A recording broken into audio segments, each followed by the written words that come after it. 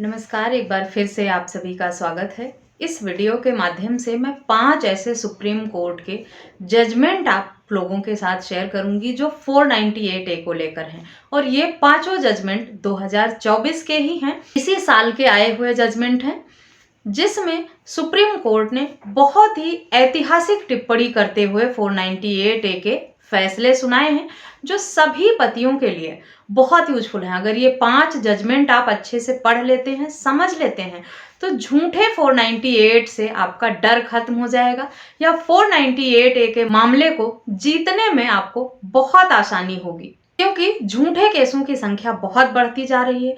झूठे 498 ए के मामले जो हैं लगातार बढ़ते जा रहे हैं और पति और ससुराल वालों पर इस सेक्शन का उपयोग करके बहुत ही बुरी तरह से दबाव बनाया जाता है। आप लोगों को पता ही है कि अभी हाल ही में जौनपुर के रहने वाले एक एआई इंजीनियर ने सुसाइड कर लिया 498 और टीवी और मेंटेनेंस केस के दबाव की वजह से। इस घटना के बाद अब हम सब की ये जिम्मेदारी बन गई है कि 498 और मेंटेनेंस एलिमनी के मामलों पर अधिक से अधिक जागरूकता करके लोगों को इससे अवेयर किया जाए और उन्हें ये समझाया जाए कि ये केस इतना मुश्किल भी नहीं है कि कोई अपनी जान दे दे या डर से लोग भागें, परेशान हों। अगर आप थोड़ी समझदारी से हाई कोर्ट, सुप्रीम कोर्ट के आए गाइडलाइन, निर्देशों को और जजमेंटों को पढ़कर दिमाग लगाकर 498 ए के केस को हैंडल करने की सोच रहे हैं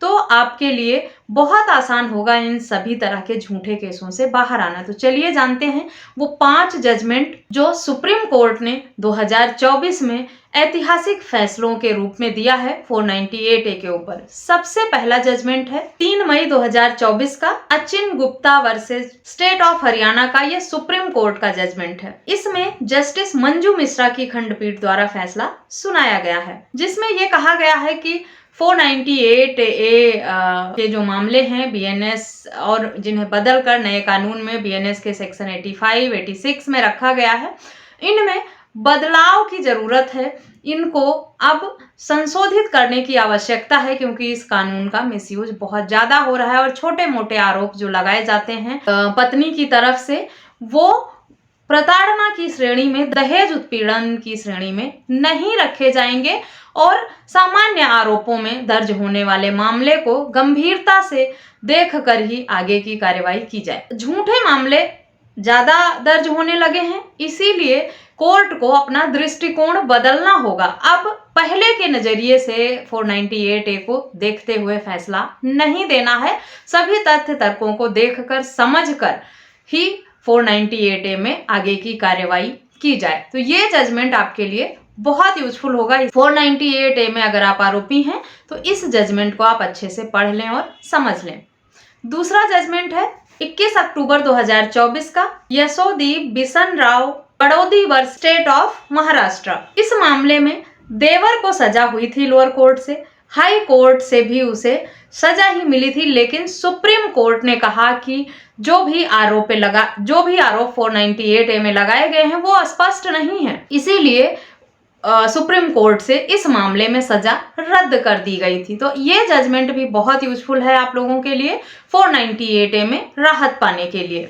अगला जजमेंट जानते हैं, तीसरा क्या है। 26 नवंबर 2024 का जजमेंट है ये, Payal Sharma versus state of Punjab and Haryana का। इसमें पति और उसके परिवार वाले या करीबी रिश्तेदार जो थे उनका नाम शामिल किया गया था और अस्पष्ट रूप से आरोप लगाए गए थे, यानी सामान्य आरोप लगाकर सबके खिलाफ मामला दर्ज करा दिया गया था, जिसमें ये टिप्पणी करते हुए मामले को खारिज किया सुप्रीम कोर्ट ने कि ये देखना आवश्यक है 498 ए में कि कहीं बढ़ा चढ़ाकर परेशान करने के लिए करीबी लोगों को इस तरह का 498 ए में नाम शामिल तो नहीं किया गया है। इसीलिए मामले की गहन जांच होने के बाद आरोप अगर स्पष्ट हैं तभी आरोपियों के खिलाफ आगे की कार्रवाई होनी चाहिए। चौथा जजमेंट जो है दिसंबर 2024 का है। देचम्मा IM Kaushik versus state of Karnataka का ये मामला है। इसमें 498A में सुप्रीम कोर्ट ने कहा है कि रिश्तेदारों का नाम शामिल सिर्फ 498A में हो सकता है। पति की प्रेमिका का नाम शामिल नहीं हो सकता, भले ही वो परिवार के सदस्य की तरह घर में आकर रह रही हो। सिर्फ परिवार के सदस्य और रिश्तेदारों का नाम जो ब्लड रिलेशन में है या एडॉप्ट किए गए हैं वही लोग परिवार के माने जाते हैं। कोई करीबी व्यक्ति या जान पहचान का अगर आकर उसके घर में रहने लगता है या कोई महिला मित्र उसके घर में आकर रहती है, उसकी प्रेमिका है या रिलेशनशिप में रह रही है, तो उसको 498A में आरोपी नहीं बनाया जा सकता। ऐसा कह के इस मामले से प्रेमिका का नाम हटा दिया था सुप्रीम कोर्ट ने। ये जजमेंट भी बहुत यूजफुल है। ये स्पष्ट हो जाता है कि जिनसे खून का रिश्ता आपका है सिर्फ उन्हीं लोगों का नाम इसमें शामिल किया जा सकता है। साथ ही साथ जिसे आपने एडॉप्ट किया है उसे शामिल कर सकते हैं। ऐसे ही संबंधियों का नाम, मित्र का नाम या परिवार से जुड़े लोगों का नाम लगाकर पत्नियां आजकल झूठे मामले दर्ज करा देती हैं, तो उन लोगों का नाम इसमें शामिल नहीं हो सकता। इसलिए ये जजमेंट भी आपके लिए बहुत यूजफुल है। पांचवा जजमेंट है 10 दिसंबर 2024 का। Dara Lakshmi Narayan versus state of Telangana का है ये मामला, जिसमें सुप्रीम कोर्ट ने ये कहा है कि 498A का दुरुपयोग बहुत तेजी से बढ़ रहा है। इसे एक लीगल टूल की तरह इस्तेमाल किया जा रहा है। पति और परिवार वालों को, रिश्तेदारों को परेशान करने के लिए इसका यूज किया जा रहा है। इसीलिए सब इस तरह के मामलों में कोर्ट को अब आगे की कार्रवाई बहुत छानबीन करके और सोच समझ कर ही करनी चाहिए, बेगुनाह को सजा ना मिले।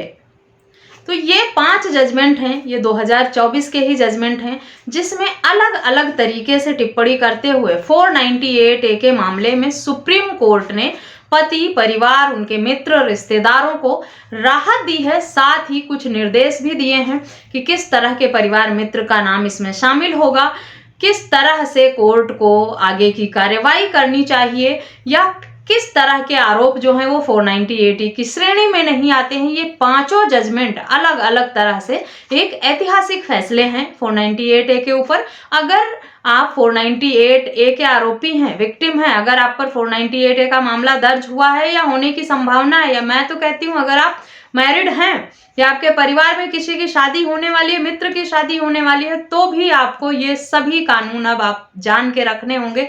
क्योंकि जिस तरह से शादियों में विवाद बढ़ रहा है, शादी बिजनेस बनती जा रही है और इस तरह के कानून का उपयोग करके शादी का मकसद अब सिर्फ मोटा पैसा ऐंठना होता जा रहा है। आने वाले समय में शादियों में विवाद बढ़ने की संभावना और भी अधिक होती ही जाएगी। इसीलिए इस तरह के कानूनों से अवेयर रहना सबके लिए अब बहुत यूजफुल हो गया है, क्योंकि क्या पता किसी परिवार, मित्र या रिश्तेदार के साथ कब ऐसी समस्याएं हो जाएं और आप उसकी मदद कर सकें इस तरह की जानकारी शेयर करके। वीडियो अच्छी लगी है तो चैनल को सब्सक्राइब करके बेल आइकन को प्रेस करना बिल्कुल भी ना भूलें। इन सारे जजमेंट की डिटेल आपको वीडियो के डिस्क्रिप्शन बॉक्स से मिल जाएगी, वहां से आप पढ़ सकते हैं, डिटेल में समझ सकते हैं। वीडियो को सुनने के बाद, जजमेंट पढ़ने के बाद किसी भी तरह के कोई सवाल हैं या मुझसे कोई हेल्प चाहते हैं तो आप वीडियो में दिए गए व्हाट्सएप नंबर पर संपर्क करके आप मुझसे पूछ भी सकते हैं। इस वीडियो में बस इतना ही, मिलते हैं नेक्स्ट वीडियो में। तब तक के लिए थैंक यू एंड बाय।